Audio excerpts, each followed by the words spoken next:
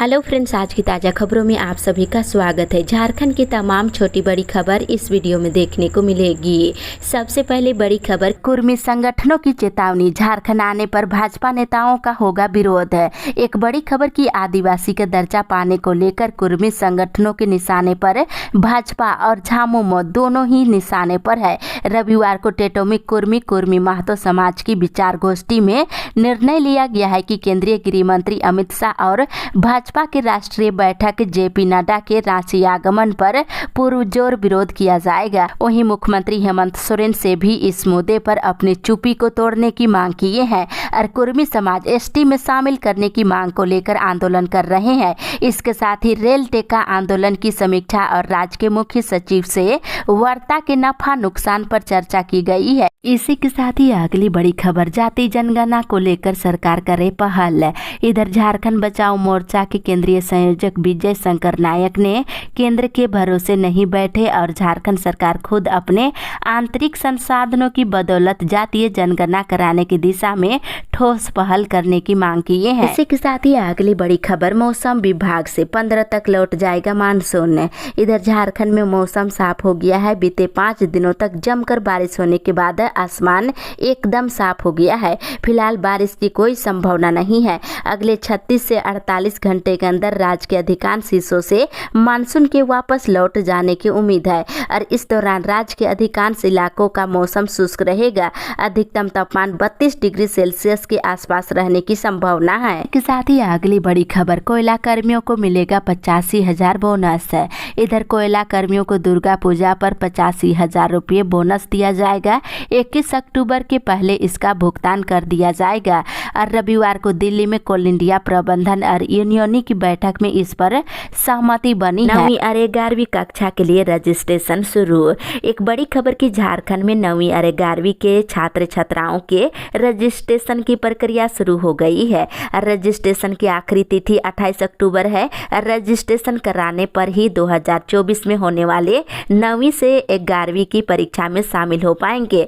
2025 में मैट्रिक और इंटर की परीक्षा भी दे पाएंगे। झारखंड एकेडमिक काउंसिल समेत स्कूली शिक्षा और साक्षरता विभाग ने सभी जिलों को गाइडलाइन भेज दिया है। साथ ही अगली बड़ी खबर, फसल राहत योजना में प्रति एकड़ मिलेंगे 4-4 हजार।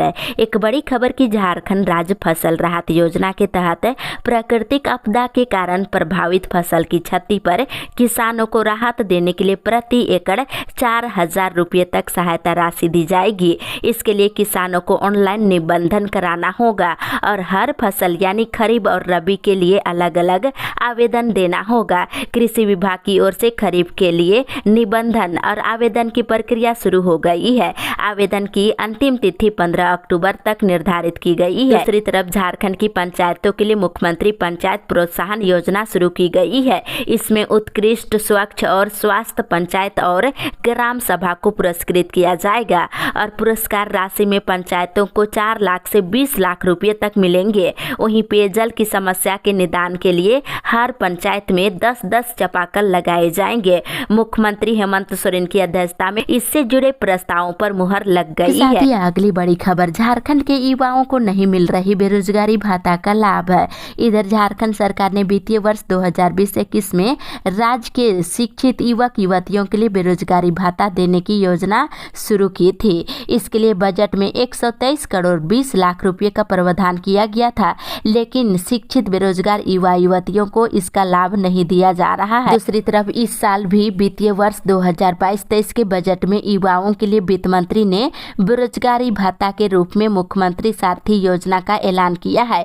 इस योजना के अंतर्गत शिक्षित बेरोजगार युवक युवतियों को कौशल प्रशिक्षण के लिए 1,000 रुपये और महिला और दिव्यांगों को 1,500 रुपये भत्ता देने की योजना है।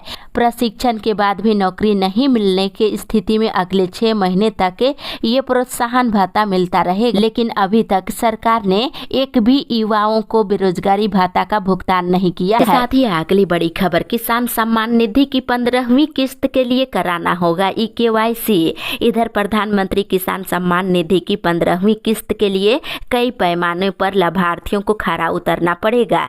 राशि उन्हीं किसानों को दिया जाएगा जिनका KYC पूरा किया गया होगा और लैंड डिटेल्स सीडिंग किया जा चुका हो और बैंक खाता आधार से जुड़ा होना चाहिए। और डीबीटी इनेबल होना चाहिए और जिन किसानों का ये काम नहीं हुआ है उन्हें 15वीं किस्त की राशि नहीं भेजी जाएगी है। इसी के साथ ही अगली बड़ी खबर, झारखंड समेत 10 राज्यों में मलेरिया उन्मूलन पर मंथन शुरू। इधर झारखंड समेत देश के 10 राज्यों में मलेरिया उन्मूलन के लिए हो रहे प्रयासों की समीक्षा को लेकर रांची में 3 दिनी कार्यक्रम की शुरुआत हुई है। बड़ी खबर, बीएड कॉलेजों को लेकर के सुनवाई। इधर झारखंड के बीएड कॉलेजों में 50% सीटों पर झारखंड के स्थानीय और झारखंड से ही स्नातक पास करने वालों का ही एडमिशन करने के प्रावधान पर कुलाधिपति झारखंड राज्य संयुक्त प्रवेश परीक्षा परिषद झारखंड सरकार और विनोद बिहारी महतो कोयलांचल विश्वविद्यालय को नोटिस जारी कर हाईकोर्ट ने जवाब देने को कहा है। अगली सुनवाई 15 दिसंबर को होगी। के साथ ही अगली बड़ी खबर, टेट पास पारा शिक्षकों को मिला आश्वासन।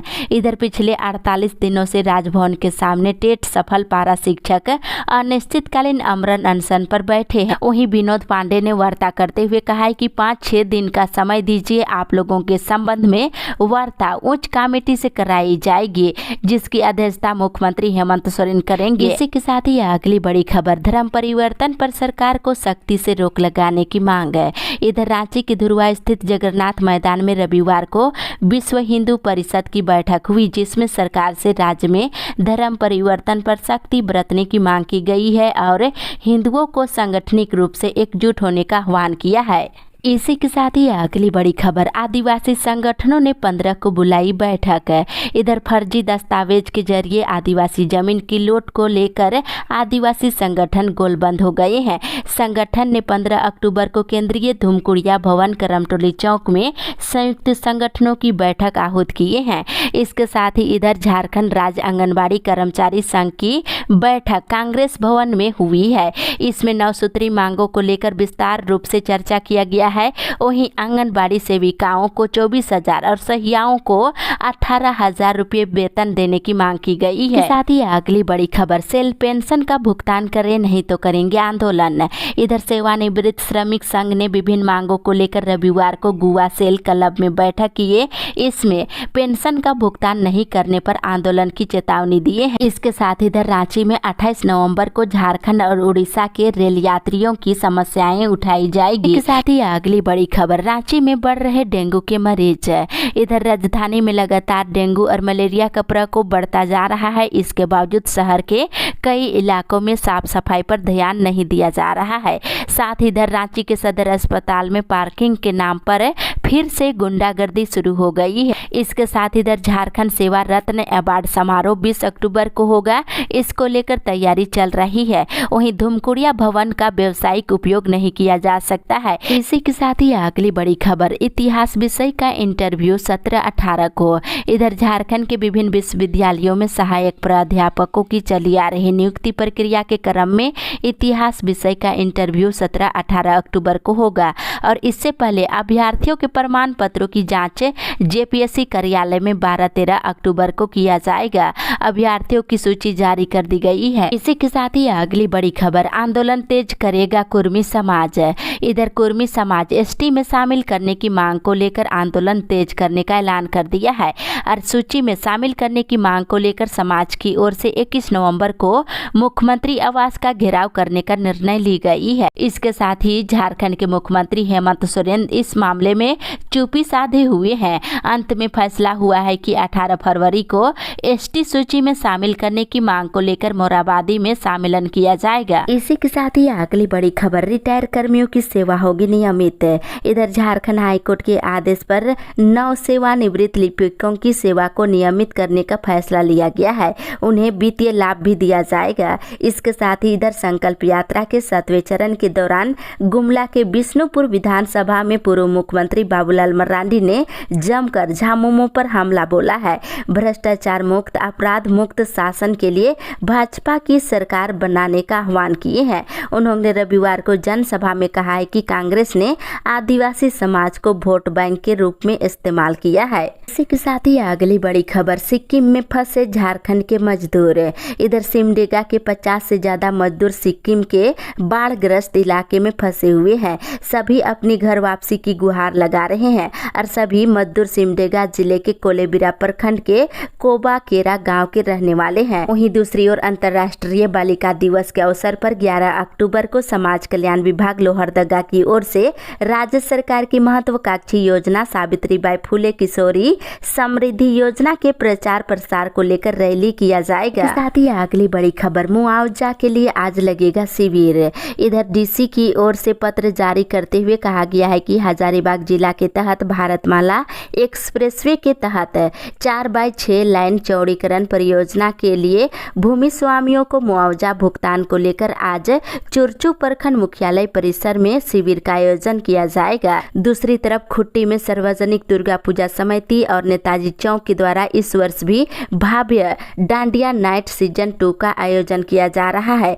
20 और 21 अक्टूबर को खुट्टी क्लब में किया जाएगा। अधिक जानकारी के लिए इस नंबर पर संपर्क किया जा सकता है। इसी के साथ ही अगली बड़ी खबर, गढ़वा में ज्वेलरी प्रदर्शनी शुरू। इधर पलामू के इसी के साथ ही अगली बड़ी खबर, गढ़वा में ज्वेलरी प्रदर्शन शुरू। इधर पलामू के प्रतिष्ठित सोना महल की ओर से गढ़वा में पहली बार 3 दिवसीय ज्वेलरी प्रदर्शनी लगाया जा रहा है। 10 अक्टूबर तक इसका लाभ उठा सकते हैं। इसके साथ ही इधर किसानों ने फसल राहत के लिए दिया आवेदन। इधर बरवाडीह में फसल राहत योजना का लाभ लेने के लिए 2391 किसानों ने ऑनलाइन आवेदन किया है। इसके साथ ही बरवाडीह प्रखंड में ही राशन डीलरों की मनमानी आम हो गई है।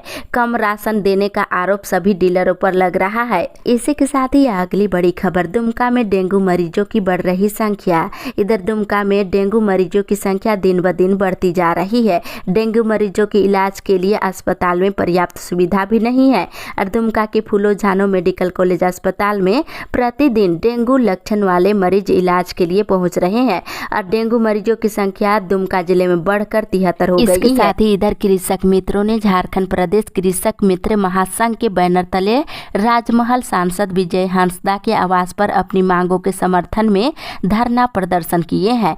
13 सालों से सरकार के कल्याणकारी कृषि योजनाओं पर कार्य करते आ रहे हैं, लेकिन अब तक उन्हें मानदेय नहीं मिल रहा है। इसी के साथ ही अगली बड़ी खबर, 60 दिनों में डायरिया से 5 लोगों की मौत है। इधर साहेबगंज में डायरिया जैसे लक्षण वाली बीमारी से बीते 2 महीने के भीतर जिले में 9 लोगों की जान जा चुकी है। हालांकि सिर्फ 5 की मौत पुष्टि विभाग ने किया है। इसके साथ ही इधर साहेबगंज जिले के 4 स्कूलों में जिला खनन फाउंडेशन ट्रस्ट की राशि से ऑडिटोरियम का निर्माण किया जाएगा। डीसी के स्तर से इसके लिए स्वीकृति दे दी गई है। इसी के साथ ही अगली बड़ी खबर, प्रत्येक दिन 50 घरों की जाँच करे सहिया। इधर पाकुड़ जिले के पाकुड़िया प्रखंड में 5 अक्टूबर से 20 अक्टूबर तक चलने वाले घर घर कालाजार खोज अभियान के साप्ताहिक समीक्षा की गई है, जिसमें सहियाओं को प्रत्येक दिन 50-50 घर अभियान चलाना है और इसमें संदिग्ध कालाजार रोगी जिनका बुखार 15 दिन से अधिक या रुक रुक कर आ रहा है, ऐसे के इलाज करने के निर्देश दिए गए हैं और इसके लिए सहियाओं को 600 रुपये राशि दी जा रही है। इसके साथ ही रोगियों को इलाज के उपरांत सरकार की ओर से 6600 रुपये श्रम क्षतिपूर्ति राशि दी जा रही है। साथ ही अगली बड़ी खबर, बागवानी सखी को दिया गया प्रशिक्षण। इधर गोड्डा के महागामा के सभागार भवन में मनरेगा के अंतर्गत बिरसा हरित ग्राम योजना के तहत ग्राम पंचायतों में लगे आम बागवानी की देखरेख के लिए बागवानी सखी का 1 दिवसीय प्रशिक्षण का कार्यक्रम समापन हो गया है। इसके साथ ही घर घर जाकर बीएलओ वोटर लिस्ट को करेंगे अपडेट। इधर सुपरवाइजरों के संग बैठक हुआ है और इस बैठक में सीईओ ने सभी बीएलओ सुपरवाइजरों को निर्देश दिया है कि इस कार्य में तेजी लाए और प्रपत्र 6 भर कर नए मतदाता को वोटर लिस्ट में जोड़ने के निर्देश दिए हैं और घर घर जाकर बीएलओ वोटर लिस्ट को अपडेट करेंगे। इसी के साथ ही अगली बड़ी खबर, ऐतिहासिक होगी कोल्हान में बाबूलाल की संकल्प यात्रा। इधर घाटशिला में पूर्व मुख्यमंत्री बाबूलाल मरांडी की संकल्प यात्रा के तहत आयोजित कार्यक्रम को लेकर भाजपा के नेताओं और कार्यकर्ताओं ने मंथन किए हैं। 12 अक्टूबर को कार्यक्रम होगा होगा और शहर से लेकर गांव तक के सैकड़ों कार्यकर्ता इसमें शामिल होंगे। इसी के साथ ही अगली बड़ी खबर, मुख्यमंत्री 14 को आएंगे गैलकेरा। इधर मुख्यमंत्री हेमंत सोरेन 14 अक्टूबर को गैलकेरा आएंगे और वे यहाँ जल जंगल जमीन आंदोलन के प्रेरणा रहे शहीद देवेंद्र मांझी के शहादत दिवस पर आयोजित होने वाले श्रद्धांजलि सभा कार्यक्रम और विकास मेला में शिरकत करेंगे। इसको लेकर के तैयारी जोरों पर है। साथ इधर चक्रधरपुर अनुमंडल अस्पताल परिसर में रविवार को झारखंड राज्य अराजपत्रित कर्मचारी संघ की बैठक हुई, जिसमें चाईबासा अराजपत्रित कर्मचारी संघ का 5 नवंबर को सम्मेलन करने का निर्णय लिया गया है। साथ ही इधर सरायकेला जिले के डीसी की अध्यक्षता में वीडियो कॉन्फ्रेंसिंग के माध्यम से वन अधिकार अधिनियम 2006 के तहत वन अधिकार समिति के गठन और पुनर्गठन को लेकर कल बैठक हुआ है और वन भूमि क्षेत्र वाले गाँवों में 18 तक वन अधिकार समिति गठित करने के निर्देश डीसी ने दिए हैं। साथ इधर कोल्हान के तीनों जिलों में लगभग 1600 एकड़ जमीन पर फलदार पौधे लगाने का निर्णय लिया गया है। ये निर्णय ग्रामीण विकास विभाग ने बिरसा हरित ग्राम योजना के तहत लिया है। इसमें स्वयं सहायता समूह के सदस्य पौधारोपण करेंगे। अगली बड़ी खबर, फसल राहत योजना में प्रति एकड़ मिलेंगे 4-4 हजार।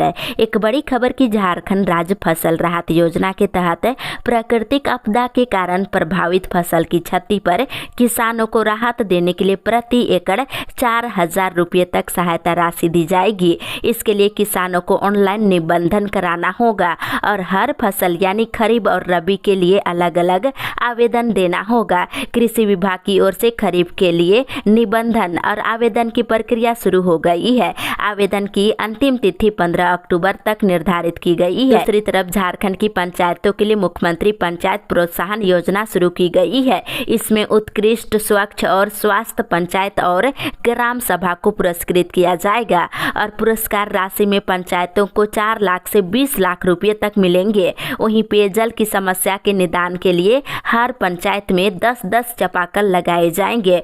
मुख्यमंत्री हेमंत सोरेन की अध्यक्षता में गुरुवार को हुई कैबिनेट की बैठक में इससे जुड़े प्रस्तावों पर मुहर लग गई है और बैठक में 32 प्रस्तावों को मंजूरी दी गई है। इसी के साथ ही अगली बड़ी खबर, मौसम विभाग से आज से साफ होगा मौसम। इधर रांची समेत राज्य भर में आज से मौसम साफ होगा, धूप भी निकलेगी और अगले 4 दिन मौसम में बदलाव के कोई असर नहीं है। हालांकि रांची समेत झारखंड में पिछले 24 घंटे के दौरान संथाल परगना में भारी बारिश हुई है। साथ ही अगली बड़ी खबर, किसान सम्मान निधि की 15वीं किस्त के लिए कराना होगा EKYC। इधर प्रधानमंत्री किसान सम्मान निधि की 15वीं किस्त के लिए कई पैमाने पर लाभार्थियों को खरा उतरना पड़ेगा। राशि उन्हीं किसानों को दिया जाएगा जिनका EKYC पूरा किया गया होगा और लैंड डिटेल्स सीडिंग किया जा चुका हो और बैंक खाता आधार से जुड़ा होना चाहिए और DBT इनेबल होना चाहिए। और जिन किसानों का ये काम नहीं हुआ है उन्हें